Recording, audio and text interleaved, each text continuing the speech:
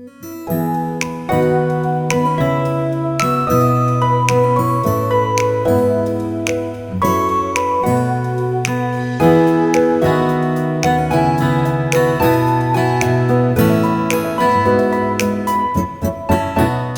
여러분, 운동 좋아하시죠? 네, 산은 오르려고 있는 게 아니라 보기 위해 있는 것이다, 이렇게 말씀하시는 분들도 있습니다. 네, 어쨌든 운동을 그냥 보는 것을 좋아하시는 분들도 있는 줄 알고, 어쨌든 여러분 근간에 이제 수영이든 또 좋아하시는 운동들 가운데 또 테니스든 이렇게 여러분 테니스 어려워요? 수영 어렵습니까? 그냥 물에 그냥 들어가기만 하면 되고, 테니스는 그냥 공을 치기만 하면 되고, 이런 거 아니겠어요? 그죠? 자, 이렇게 굳이 돈을 들여가지고 이렇게 운동을 배워야 하나라고 생각을 해서 많은 사람들 중에는 대충 그냥 어깨 너머로 그냥 보면서 코트 위에서 하는 거, 그냥 물에서 하는 그런 거 보면서 자기만의 수영, 개헤엄을 치든 뭘 하든 자기만의 어떤 또 운동을 시작하는 경우가 우리 주변에 종종 좀 있습니다. 돈이 아까워서 그런 분들도 있기는 하지만, 내가 좀 운동신경이 좀 있어서 그 정도는 그냥 할 수 있어, 이렇게 생각하는 사람이 있죠. 저도 처음에 탁구를 조금 배울 때 그냥 어깨 너머로 그냥 하는 걸 그냥 보고 그냥 이렇게 한 1년, 2년 이렇게 쳤던 것 같아요. 그런데 자, 이렇게 배운 운동은 어떻습니까? 처음에는 좀 그래도 좀 잘 이렇게 시간이 지나면 좀 잘 하는 것 같습니다. 뭘 하더라도. 그런데 어느 정도 수준에 도달하면 어떤 일이 벌어져요? 그 다음 단계로 나가기가 어려워요. 네, 그 다음 단계. 그래서 좀 전문가의 어떤 손길을 이렇게 좀 도움을 좀 받아볼까 해서 전문가 앞에 가서 나 지금 요 정도 수준인데 레벨업을 좀 하려고 하는데 좀 도와주면 내가 당장 레벨업을 확 할 수 있을 것 같은데 좀 도와주면 안 돼? 이렇게 이제 부탁을 하면 어떻게 이야기하냐면, 당신은 처음부터 다시 하셔야 됩니다, 이런 이야기를 하는 경우가 종종 있습니다. 결국은 내가 내 마음대로 익혀놓은 방법 위에다가 무엇을 전문적인 기술을 쌓을 수가 없다는 거죠. 나중에 그래서 결국은 교정하려고 하면 처음 시작하는 사람들보다 더 어려운 경우들이 있어요. 제대로 이렇게 하면 됩니다라고 가르쳐주면 자꾸 옛날 내가 했던 습관으로 자꾸 무엇이든지 자세가 나오기 때문인 경우죠. 따라서 우리는 무엇을 배우더라도 처음 배울 때 제대로 배워야 합니다. 처음 배울 때. 자, 그런데 이것이 꼭 운동에만 해당되는 것이 아닌 것 같아요. 우리 신앙도 마찬가지입니다. 많은 그리스도인들이 사실상 이 자기만의 신앙 기술이 있죠. 여러분들만의 신앙 기술. 그 신앙의 기술을 가지고 교회나 또는 영적인 지도자들의 지도를 깊이 한 채 그렇게 살아가다 보면 어떤 일이 벌어지느냐? 분명히 나는 예수를 믿는다고 하는데 또 다른 우상을 섬기는 듯한 종교 생활을 하고 많은 상황들이 벌어질 수 있다는 겁니다. 이러한 사람에게 있어서, 특별히 자기만의 신앙을 구축해온 사람들에게 있어서 고난이나 축복이라고 말하는 것은 겉으로 보이는 그런 표면적인 것만 이렇게 해석하려고 드는 경향들이 있습니다. 그리고 설상 주변에서 이게 제대로 된 거야, 이게 바른 거야 아무리 가르치려 해도 모범을 잘 따르려고 하지도 않습니다. 내 신앙은 내가 알아서 해, 이런 거죠. 자, 우리는 그래서 많은 교회 생활 가운데에서 이 기도의 생활에 관련한 부분들 자체도 기도 그거 그냥 하면 되지 이렇게 생각을 하는 경우들이 대부분입니다. 그래서 기도도 내 방식대로 내 마음대로 그렇게 시작을 하고, 그냥 유명한 사람들이 하는 기도 그냥 답습해서 따라만 하면 되지 이렇게 생각을 하면서 기도 생활을 하는 경우들이 많은데, 사실은 기도도 배워야 합니다. 기도도. 예수님께서는 기도를 이렇게 하라라며 제자들에게 가르쳐 주신 부분이 있어요. 우리가 오늘 읽었던 마태복음 6장 5절에서 8절까지 말씀의 바로 다음 절인 9절에 보면 기도를 이렇게 하라라고 예수님이 제자들에게 가르치시면서 한 기도의 내용이 있어요. 뭘까요, 그게? 주기도문입니다. 예, 그렇죠. 주기도문은 우리가 그냥 계속해서 신앙생활 하면서부터 주기도문 그렇게 부르기 시작을 하니까 주기도문이 무슨 이게 암호문인가? 아니면 주기도문이 무슨 주문인가? 이렇게 생각이 든 경우들도 있어요. 근데 이게 약어입니다. 약어. 무슨 말인지 알죠? 축약된 말이에요. 주기도문은 늘면 풀어서 쓰면 어떻게 되죠? 그렇죠. 주님이 가르쳐 주신 기도가 주기도문이에요. 결국은 예수님이 가르쳐 주신 기도문이라는 뜻입니다. 주기도문이. 자, 그러면 우리가 기도를 배울 때 가장 어떤 것을 모범과 표본으로 보고 배워야 할까요? 그렇다면 바로 주님이 가르쳐 주신 기도문, 예수님이 가르쳐 주신 기도문을 가지고 배우는 그 단계가 굉장히 처음 기도를 배울 때에 모범이 되어질 수 있는 내용이죠. 그러다 보니 이스라엘에서는 유대인들을 제외하고 이스라엘의 기독교인들이 처음 기독교 입문자들에게 가르치는 세 가지 학습 과목이 있습니다. 그게 뭐냐면 우리 성경책에 가장 잘 나와 있어요. 우리 성경책 제일 껍데기를 첫 장을 열면, 그리고 맨 마지막 껍데기를 열면 표지만 싹 중간 내용물 다 중간으로 세우고 표지만 양쪽으로 딱 펼치면 왼쪽에 뭐가 나와 있어요? 여러분 한번 보셨나요? 성경은 앞만 보고 계시죠? 네, 그 표지도 보시면 바로 주님이 가르쳐 주신 기도가 왼쪽에 있습니다. 그리고 오른쪽 편에는 뭐가 있냐? 사도신경. 자, 사도신경도 축약어입니다. 자, 그러면 풀어서 쓰면 사도신경은 뭐가 될까요? 그렇죠. 우리 대단하셔. 사도들이 고백한 신앙의 내용이에요. 다시 말해서 우리가 믿는 내용이 어떤 것이다를 명문화해서 글로 문장으로 만들어 놓은 내용이 사도신경이에요.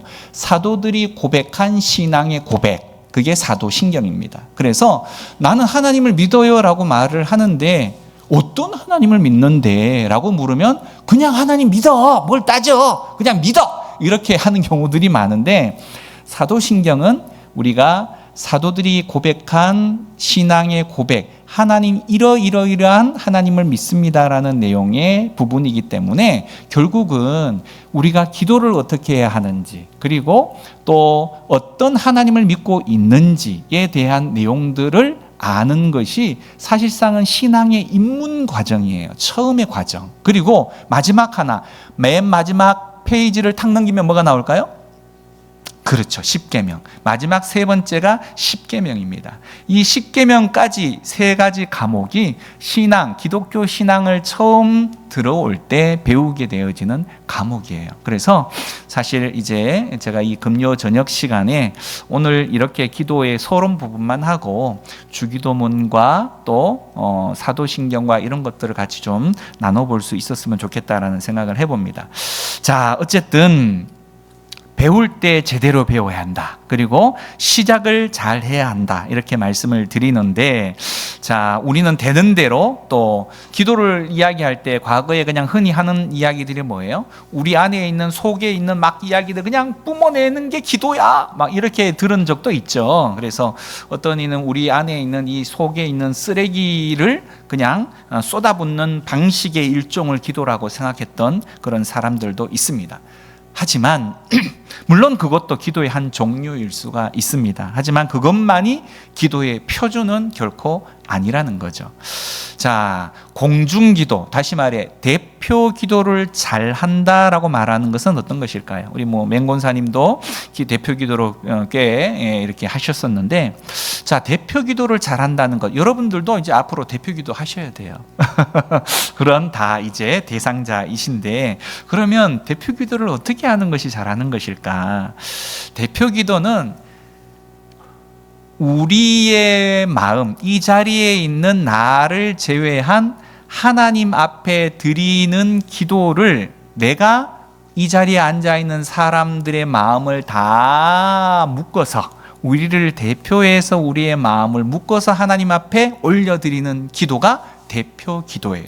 내 마음대로 내 생각을 아뢰는 것이 아니라 우리의 마음, 우리의 형편, 우리의 상황. 그래서 우리 성도들의 마음을 하나로 묶어서 하나님 앞에 아뢰는 기도를 드려야 하는 것이고, 이러한 기도를 드릴 때 우리가 설교도 마찬가지지만 기도도 좀 그런 것 같아요. 대표 기도를, 공중 기도를 하다 보면 좀 잘하고 싶어, 그런 마음 들겠죠. 왜? 앞에 나와 있잖아. 그죠? 사람들이 또 나를 또 이렇게 지켜보고 있으니까 하나님 앞에 드리는 기도임에도 불구하고 괜히 사람의 귀와 눈의 의식을 받지 않을 수가 없는 것 같더라고요. 그러다 보니까 좀 유창한 기도를 좀 하고 싶고, 멋있는 기도를 하고 싶고, 또 그냥 이 세계를 품는 어마어마한 큰 원대한 기도를 하고 싶고, 이런 욕심들이 가끔씩 우리의 마음 가운데 찾아올 때가 있습니다. 하지만 누구에게 기도한다고요? 그렇죠. 사람에게 들으라고 하는 기도가 아니라 하나님께 드리는 기도예요. 다시 말해서 하나님께서는 무슨 석사, 박사, 유명한 사람들의 기도를 더 좋아라 하실까요? 아니면 좀 부족하지만, 좀 어설프지만 내 마음 있는 그대로를 하나님 앞에 아뢰는 것을 하나님이 더 좋아하실까요? 그렇죠. 후자가 되겠죠. 유창한 언어로 멋있게 말을 많이 꾸민다고 해서 좋은 것이 아니라는 겁니다. 다시 말해서 하나님은 성도들의 마음을 대변하는 기도, 이것에 대한 내용들의 대표 기도자는 집중을 해야 한다는 거예요.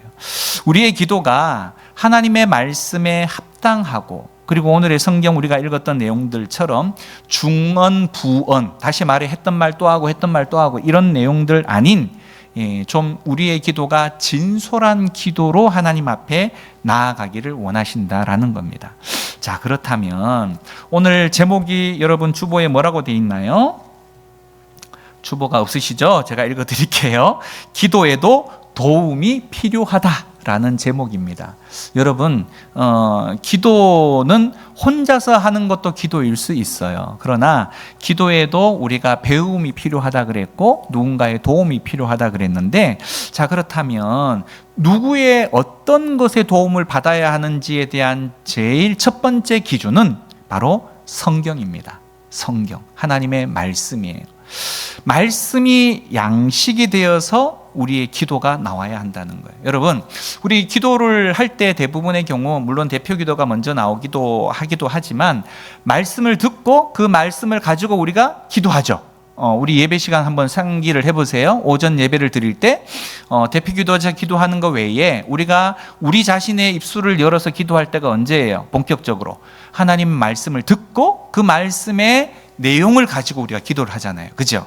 마찬가지로 기도를 잘 한다라고 말하는 사람의 특징은 어떤 사람이냐? 하나님의 뜻대로 구하는 사람이에요. 하나님의 뜻대로 구하는 사람. 내 마음대로 기도하는 것이 아니라 하나님의 뜻대로. 그래서 결국은 그런 하나님의 뜻대로 구할 수 있는 기도는 하나님의 뜻을 어떻게 알아요? 말씀 안에 있잖아, 하나님의 뜻이. 그죠? 그래서 하나님의 말씀을 읽고 그 말씀에 대해서 하나님의 마음이 어디에 있는지를 잘 살펴서, 이것이 하나님의 뜻과 맞다? 아니면 나의 생각이 하나님의 뜻과 그르다? 이런 것들을 말씀을 상고하면, 읽으면 읽을수록 하나님의 말씀에 대한 이해의 폭이 조금씩 넓어져요. 그러면 어떻게 되느냐? 우리의 기도도 그 말씀의 폭이 넓어진 것 같이 기도의 내용도 하나님의 마음의 뜻에 적합한 기도를 올려드릴 수 있게 되어진다는 겁니다. 말씀을 읽어야 되겠어요? 말아야 되겠어요? 읽어야 합니다. 그래서 말씀과 기도는 뗄 수 없는 관계라는 겁니다. 자, 성경 말씀 없이 기도하려다가 보면 결국 어떤 일이 벌어지느냐? 나는 기도 오래 해야 돼, 이런 압박감이 있죠. 우리 모두에게는 기도를 잘하고 싶다라는 압박감이 있죠. 그러다 보면 어떤 일이 벌어질까요?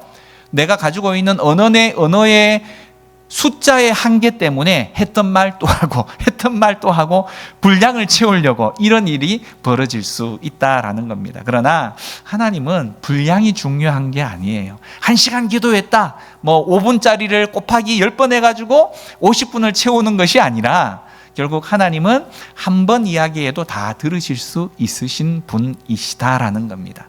결국 했던 말 또 하고 했던 말 또 하지 않아도 하나님은 다 알아들으신다라는 이야기고요. 따라서 우리는 가장 먼저 기도하기 전에, 제대로 기도하기 전에 하나님의 말씀을 보고 하나님의 말씀을 들어야 합니다. 자, 말씀을 근거로 해서 우리가 기도할 때 우리는 좌로나 우로나 치우치지 않을 수가 있어요. 자, 이 말씀의 유익이 어떤 것인지에 대해서 디모데 후서 3장 16절과 17절에 여러분이 잘 아시는 말씀이 있어요. 그 말씀을 제가 한번 읽어드려 봅니다. 모든 성경은 하나님의 감동으로 된 것으로 교훈과 책망과 바르게 함과 의로 교육하기에 유익하니 이는 하나님의 사람으로 온전하게 하며 모든 선한 일을 행할 능력을 갖추게 하려 함이라 라는 말씀이 있습니다. 그러니 이 성경 말씀을 우리가 읽고 내 안에 가득 채우면 하나님의 뜻에 맞는 우리의 기도를 올려드릴 수 있고 또 하나님께서 원하시는 삶을 그 기도와 함께 살아낼 수 있다라는 겁니다. 따라서 우리의 기도가 정말 온전해지려면 하나님 말씀이 반드시 필요하다.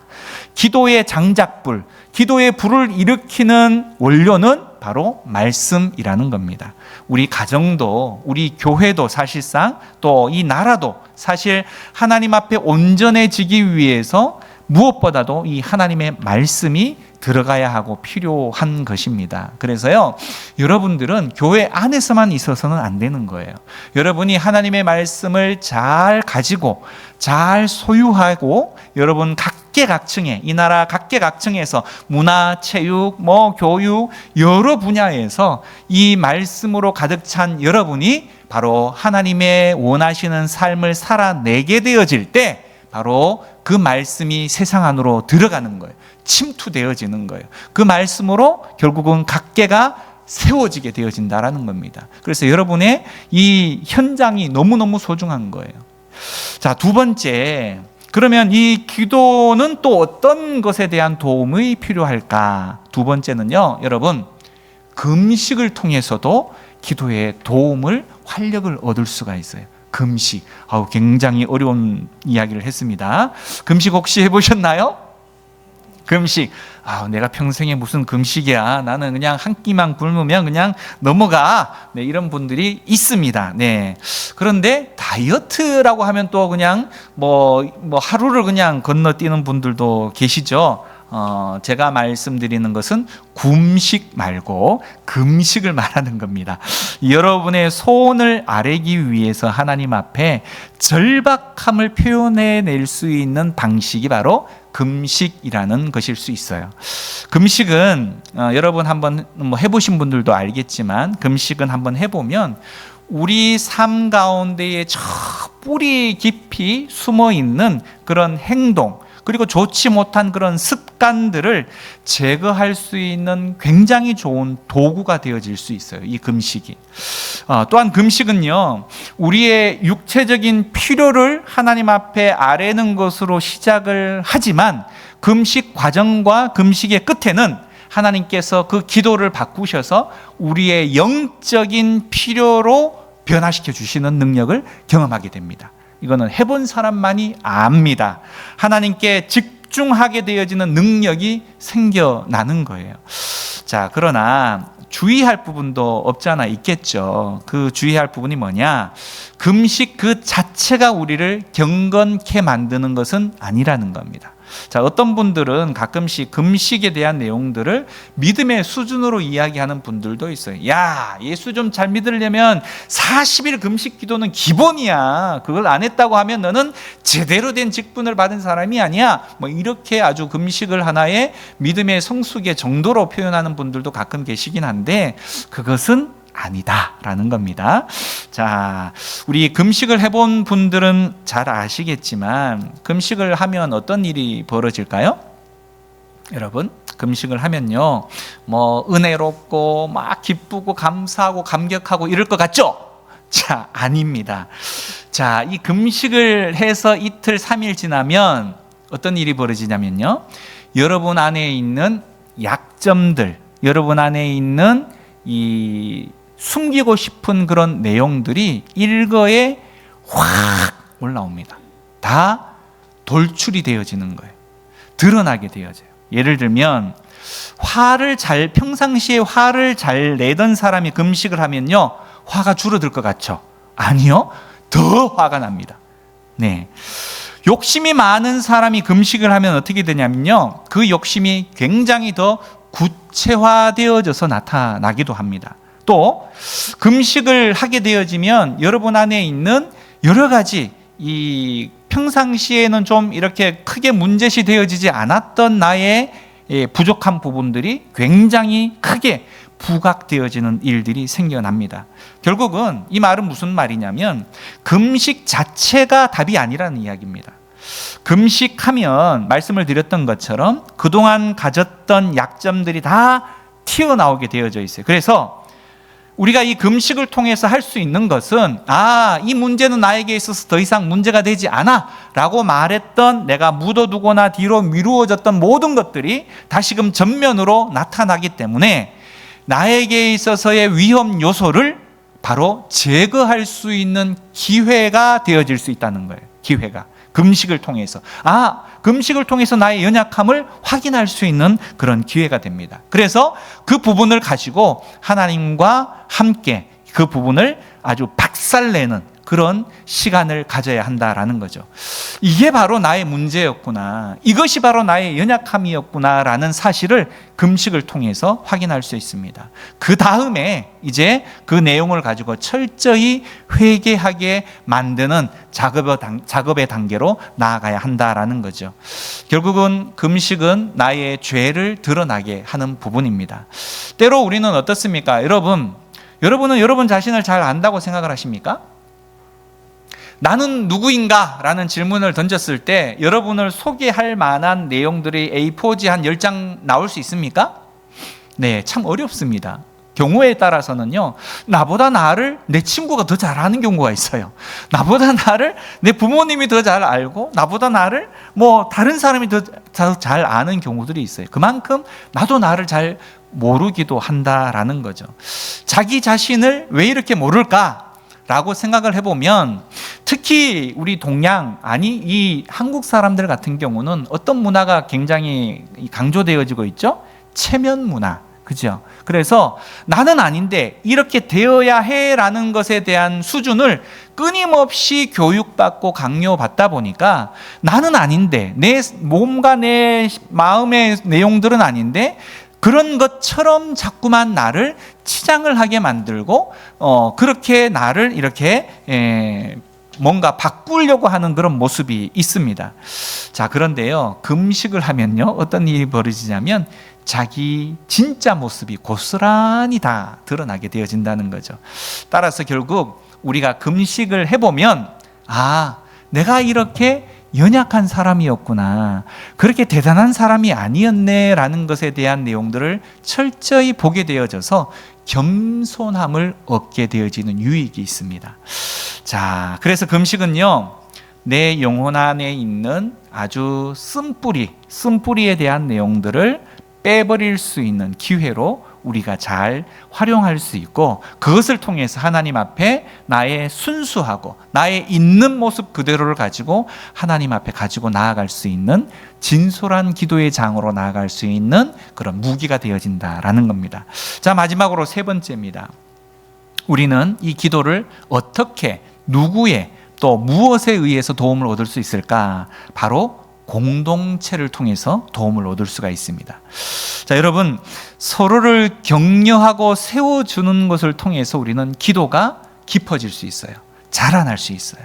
따라서 기도회로 모여서 기도하는 그 이유가 뭐냐면, 여러분, 이 시간에 여러분이 이 자리에 나와서 혼자서 그냥 집에서 유튜브 보면서 기도할 수 있는데, 굳이 시간을 들여서 이 자리까지 나와서 기도하는 이유가 뭘까요? 그것은 공동체로 모여서 기도하면요, 기도가 쉬워져요. 혼자서 기도하면요, 5분이 뭡니까? 3분도 기도하기 어려울 때가 있습니다. 그러나 내 옆에서 기도하고 이쪽 옆에서 기도하고 그 기도의 힘을 얻어서 나도 모르게 함께 기도할 수 있는 힘이 내 안에서 생겨난다라는 겁니다. 장작불이 하나의 불을 붙이면 이것이 잘 타지가 않아요. 여러분, 장작불을 붙여보면 캠핑하러 가보면 그렇습니다. 그런데 하나에 또 다른 하나가 같이 불씨를 붙여서 세워놓으면 너무 잘 타는 그런 현상을 발견하게 되어집니다. 기도가 바로 그렇습니다. 혼자서는 기도하기가 힘들었는데 2명이 모이고 3명이 모이고 4명이 모여서 기도하면 기도에 막 힘이 나요. 그리고 나도 모르게 기도가 더 많은 기도를 할 수 있고 더 힘있게 기도할 수 있는 것을 발견하게 되어집니다. 그래서요, 여러분, 내 옆에 함께 기도하는 사람이 있다는 것 자체가 엄청난 힘이에요. 함께 기도할 수 있는 우리가 있다는 것이 엄청난 이 감사의 제목이 되어질 수 있다라는 겁니다. 그래서요, 우리는 자꾸 모이려고 애써야 합니다. 기도회로, 또 어떤 예배의 자리로 모이려고 힘써야 돼요. 억지로라도. 그래야 내가 한 번 더 기도할 수 있고 조금 더 기도할 수 있고 하나님과 더 가까이 갈 수 있는 기회를 얻을 수 있다는 겁니다. 초대 교회가 기도의 능력들이 엄청나게 많이 일어났습니다. 그 이유가 뭘까요? 사도행전 내용을 보면 이런 말씀이 있습니다. 날마다 마음을 같이하여 성전에 모이기를 힘썼다. 어떻게 해요? 날마다. 그들은요, 무엇이 진짜 중요한지를 알았던 사람들이에요. 무엇이 중요한가에 대한 내용들이 명확했기 때문에 그들은 하나님 앞에 나오기를 힘썼던 사람입니다. 그리고 모이기를 힘썼던 사람들이에요. 교회의 부흥이 언제 일어나느냐? 모일 때 일어납니다. 모이기에 힘쓸 때. 자, 따라서 성도의 모임은요, 우리 예수 믿는 사람들이 모이면 모여서 식사도 해야 되죠. 모여서 또 게임도 해야 되죠. 맞습니다. 하지만 가장 우선순위는 기도회로 모여야 합니다. 기도하는 자리로 모여야 돼요. 그게 우선순위입니다. 혼자 하는 기도도 때로 필요할 때가 많이 있습니다만 함께 기도회의 힘을 세워주는 것이 굉장히 필요합니다. 굉장히.